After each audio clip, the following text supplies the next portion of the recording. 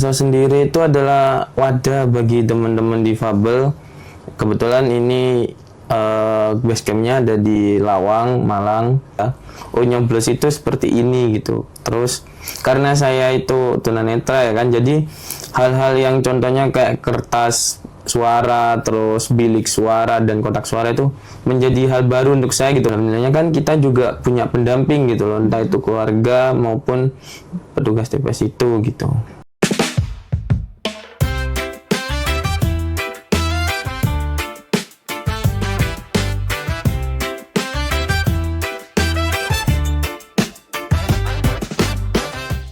Assalamualaikum warahmatullahi wabarakatuh. Halo teman pemilih, kembali lagi bersama saya Rahma di Delta Podcast.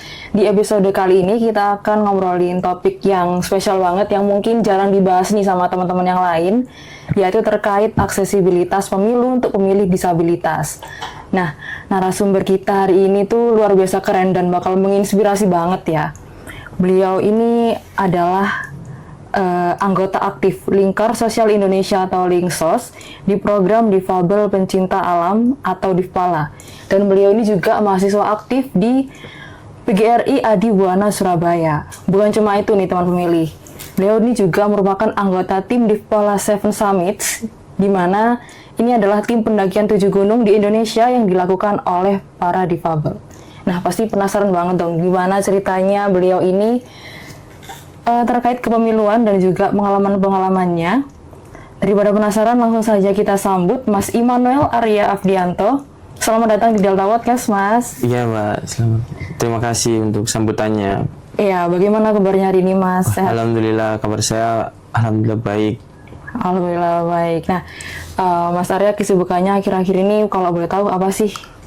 Saat ini saya kesibukannya kuliah dan berorganisasi sih, Mbak. Gitu. Organisasinya ini organisasi Lingkar Sosial. Lingkar Sosial itu ya? Atau mungkin Masnya juga join ke organisasi lain? Ya, saya juga beberapa join di organisasi disabilitas. Tidak hanya Lingkar Sosial Indonesia, tapi saya juga gabung dalam organisasi Persatuan Tunanetra Indonesia dan juga komunitas Mata Hati. Oke, nah untuk yang Linksos ini sendiri ya, Mas ya? Mungkin masih banyak teman pemilih ini yang belum tahu nih, Mas, Linksos itu apa sih, organisasinya seperti apa? Mungkin boleh diceritain dulu Linksos ini organisasinya itu gimana dan kegiatan-kegiatannya itu apa aja sih? Ya, Linksos sendiri itu adalah wadah bagi teman-teman difabel. Kebetulan ini base campnya ada di Lawang, Malang. Ada beberapa program sih, Mbak. Contohnya kayak Difpala sendiri, Difabel Pencinta Alam, terus Posyandu Disabilitas, dan juga kepramukaan gitu. Nah, Linksos ini kalau boleh tahu sejak kapan sih, Mas, berdirinya? Linksos sendiri sejak tahun 2012, tapi kalau terkait program Difpala sendiri itu berdiri sejak tahun 2020. Oke, nah kalau dari Mas Arya sendiri bergabung ke Linksosnya itu sejak tahun? Saya bergabungnya sejak 1 tahun yang lalu. 2020? Iya, hampir mau 2 tahun ini. Oke. Nah, yang bikin menarik ini adalah Mas Arya ini anggota tim Difpala Seven Summits, tim pendakian 7 gunung di Indonesia ya, Mas ya? Iya, benar. Itu aku mau tahu dulu deh. Ini emang Masnya tuh suka mendaki ya? Kebetulan apa gimana? Iya, kebetulan saya lebih ini sih suka alam. Terus waktu itu saya pengen ini nyari-nyari gimana sih caranya disabilitas itu menikmati alam gitu. Dan terus adalah saya nemu di Google. Terus di situ ada Lingkar Sosial. Wah, apa ini Lingkar Sosial Difpala ini? Terus akhirnya saya chat admin. Terus habis itu diberitahu lah, diinformasikan ini seperti ini pendaki gunung, kita lestari alam gitu. Difpala Seven Summits ini mulai mendakinya itu tahun berapa sih, Mas? Kita mulai mendaki tahun 2020 hingga saat ini. Itu sih udah beberapa gunung yang Untuk saat ini masih di Jawa Timur sendiri, di Malang. Itu ada beberapa gunung yang biasanya kita naiki. Tapi kita sebelum menaiki beberapa gunung itu, kita ada namanya kampus. Kalau orang-orang pendidikan gitu bilangnya kan kampus itu. Tapi kita ada namanya Gunung Mudun. Di situ kampus kita untuk menimba ilmu, dari mulai pelatihan mitigasi bencana, terus gimana caranya disabilitas orientasi saat mendaki, dan bagaimana sih disabilitas itu membantu teman-temannya, mulai dari membangun tenda, terus masak dan lain-lainnya gitu. Jadi emang ada persiapannya dulu ya? Iya, benar. Sebelum mendaki. Nah, Mas Arya sendiri udah mendaki gunung apa aja sih kalau boleh tahu? Kebetulan saya baru beberapa sih, Mbak. Contohnya kayak Lorokan, terus Bokong atau sampingnya Panderman itu, terus juga kemarin terakhir Putuk Lesung, terus terakhir kemarin saya habis turun dari Welirang. Terus nextnya nanti mau mendaki kemana ini? Pinginnya sih next tahun baru ini sih pingin ke Butak sih, Mbak. Ke Buta. Tahun baru ini ya rencananya? Iya, rencananya tahun baru. Oke, menarik banget ceritanya nanti. Itu kayaknya experience yang luar biasa sih, karena saya juga pengen tapi nggak berani mendaki gunung sih, Mas. Iya. Itu. Soalnya mungkin musim hujan sekarang jadi nggak berani. Itu tambahan musim hujan juga. Iya, ya. benar. Nanti setelah musim hujan sudah. Apalagi saya kan pemula, jadi kayak musim hujan tuh enggak deh gitu. Mending tidur di rumah, Mbak ya. Aduh, iya benar. Iya. Tidur di rumah nge-scroll TikTok gitu ya, main Situ enak gitu. main IG. Oke. Terus di Divwala Seven Summit itu ada berapa orang sih, Mas, yang di satu tim itu biasanya ada berapa orang? Satu tim yang waktu naik gunung. Iya. Itu tergantung sih, Mbak. Kadang bisa 10, bisa bahkan kemarin itu kita sampai tembus 30 orang. Itu disabilitas dan non disabilitasnya gitu. Pendamping dan disabilitasnya. 30 orang itu semua naik gitu ya? Iya, naik, tapi beberapa itu ada yang nggak sampai puncak, hanya di sunrise camp-nya aja. Oh, tapi tetap keren sih, karena naik sampai puncak itu nggak gampang sih kalau setauku ya. Bener. Oke, mungkin sekarang aku mau geser dikit ya, Mas, ya, kita bahas soal kepemiluan. Iya, siap. Nah, kemarin tuh KPU tahun 2024 ini punya agenda, yaitu pemilu dan pilkada. Nah, Mas Arya ini kemarin sempat ikut memilih atau enggak sih? Oh, milih saya, Mbak. Itu kan hak saya dalam pemilihan. Iya, gitu. betul. Nah, gimana, Mas, pengalamannya kemarin? Mungkin boleh diceritain dulu. Iya, kebetulan pengalaman yang pertama kalinya saat saya mencoblos ya, Mbak, karena first time gitu. Pemilih pemula berarti? Iya, pemilih pemula. Oke. Iya, benar, pemilih pemula. Ya sih, banyak sih. Wah, ini ternyata pemilih itu seperti ini ya.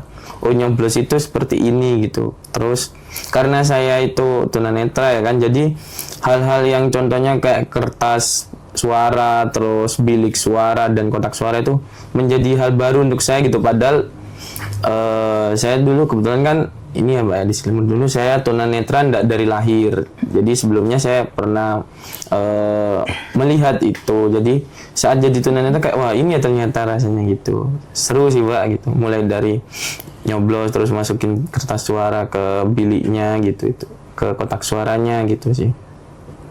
Nah, waktu datang ke TPS itu dari Mas sendiri, apakah masih ada hal-hal yang kurang aksesibel?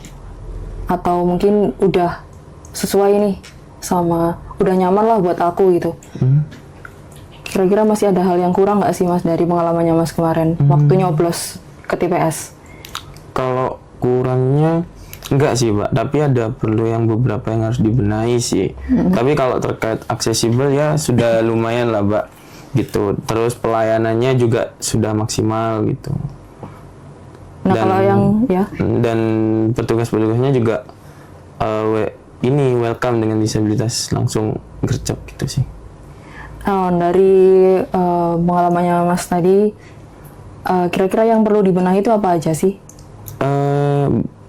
ini ini sih lebih ke biliknya sih Mbak, karena kalau saya sendiri udah oke gitu, tapi kalau untuk beberapa disabilitas, contohnya kayak disabilitas tunadaksa yang memerlukan yang memakai kursi roda itu untuk manuver mereka itu untuk bolak-baliknya itu kayak ribet gitu, kesusahan karena jarak bilik per biliknya itu ini nggak sedikit lebar gitu, sempit gitu. Oh, tapi kalau buat Mas sendiri kemarin fasilitas yang di TPS itu udah memadai apa belum? Kayak kita kan ada nih braille ya.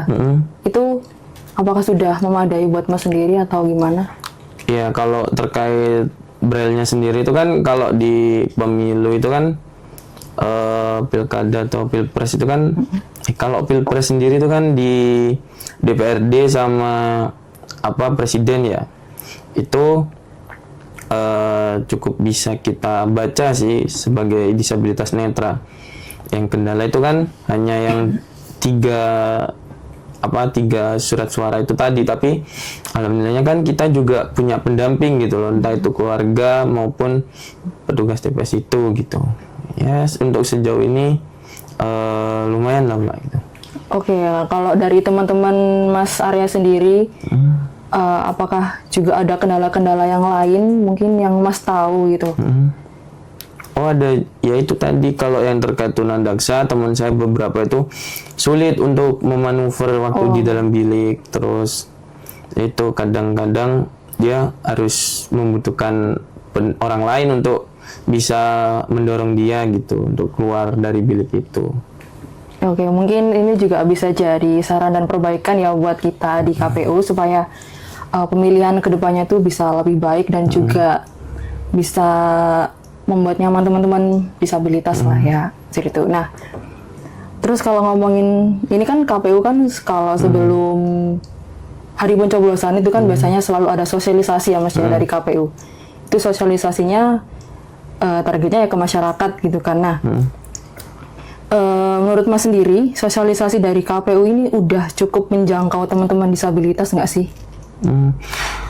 Kalau untuk menjangkau untuk daerah kota dan kabupaten sudah lumayan Mbak, maksimal gitu, tapi kalau untuk yang di pelosok-pelosok itu ini sih masih 50% lah gitu, karena kan misalnya kalau pelosok itu kan jauh sekali gitu dari pusat kota kabupaten gitu, sehingga sosialisasi itu sangat minim gitu.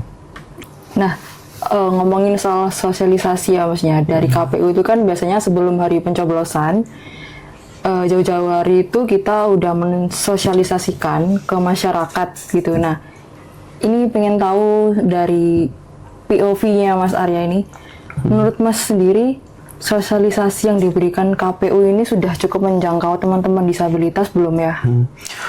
Kalau terkait sosialisasi, kalau kita bicara terkait KPU yang ada di Jawa Timur Mbak ya, itu kalau untuk kota dan kabupaten sudah lumayan tersalurkan ya Mbak terkait sosialisasi KPU itu tadi. Tapi dengan pengalaman saya dan sepengetahuan saya, dengan sharing dengan teman-teman yang ada di pelosok itu sangat kurang gitu. Maksudnya masih 50% lah gitu. Karena kebanyakan kan mereka jangkauan dari pusat itu kan, maksudnya dari jangkauan kota, pusat kota dan kabupaten itu kan sangat jauh gitu loh gitu. Dan sehingga sosialisasi itu minim untuk bisa mereka ketahui gitu. Apalagi berhubungan dengan disabilitas, Mbak. Banyak disabilitas itu kan yang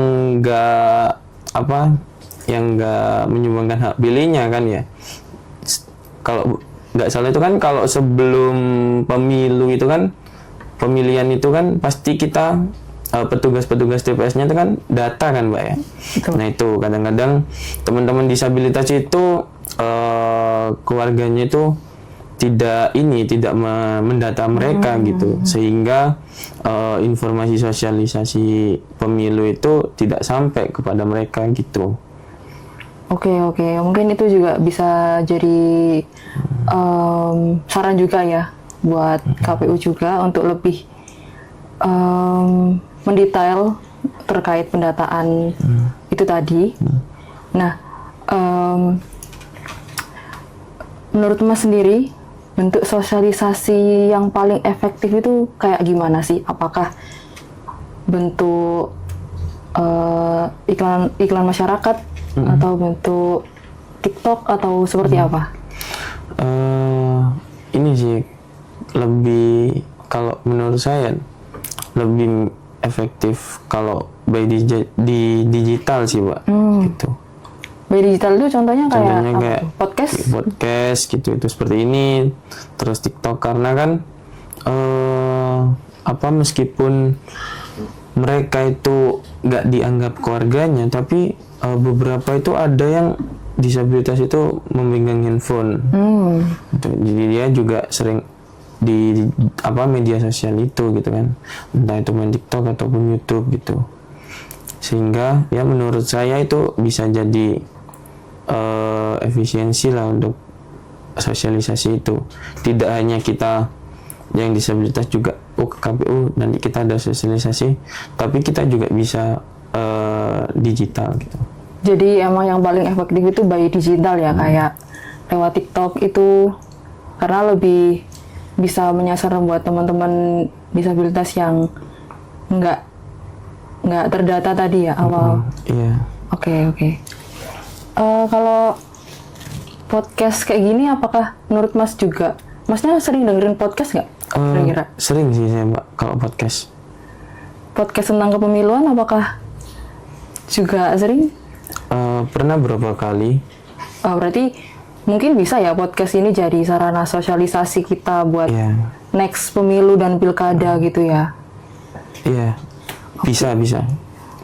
Apalagi tidak hanya di YouTube ya, di TikTok kebanyakan kita sekarang kalau anak Gen Z itu kan lebih ke TikTok juga kan gitu. TikTok juga kita bisa sih kalau misalnya untuk sosialisasi itu. Gitu. Oke, mungkin bisa kita tampung ya untuk sosialisasi dari podcast dan juga melalui konten-konten TikTok seperti itu ya. Iya. Nah, terakhir nih Mas, apa ya harapan dari Mas Arya buat pemilu dan pilkada kedepannya? Ya, semoga pemilu dan pilkada selanjutnya itu lebih maksimal lagi. Contoh dari yaitu tadi kayak tempat bilik yang kurang lebar sedikit lah untuk teman-teman yang berkursi roda. Terus misalkan jika memilih TPS itu ini tempatnya tidak ada tangganya, sehingga teman-teman yang amputasi itu bisa enak untuk pemilihannya. Terus dan juga tempat yang jangan bergelombang, entah itu yang paviknya agak-agak rusak gitu. Itu nanti takutnya teman-teman yang pakai tongkat krep dia takutnya kesandung, apalagi yang kursi roda gitu. Oke, jadi cukup banyak catatan buat teman-teman KPU nih ya, terkait apa yang sebaiknya dipersiapkan biar teman-teman disabilitas ini ketika mencoblos itu nyaman dan juga bisa menggunakan hak pilihnya dengan baik. Iya, benar. Oke, luar biasa sekali ya, hari ini kita udah dapat banyak insight dan cerita menarik dari Mas Arya. Ternyata banyak hal-hal kecil yang ternyata itu berdampak besar buat kenyamanan teman-teman saat memilih gitu ya Mas ya. Nah, mungkin aku mau ucapin terima kasih ke Mas Arya sudah bersedia berbagi ceritanya, dan makasih juga buat teman pemilih yang sudah mendengarkan episode ini dari awal sampai akhir. Semoga obrolan ini bisa membantu teman pemilih biar makin paham dan makin peduli soal aksesibilitas, terutama bagi teman-teman disabilitas. Nah, jangan lupa untuk terus ikuti sosmed resmi KPU Sidoarjo dan nantikan episode Delta Podcast selanjutnya. Saya Rahma pamit undur diri. Terima kasih. Sampai jumpa. KPU melayani. KPU Sidoarjo Selalu melayani. KPU Sidoarjo. On fire. Assalamualaikum warahmatullahi wabarakatuh.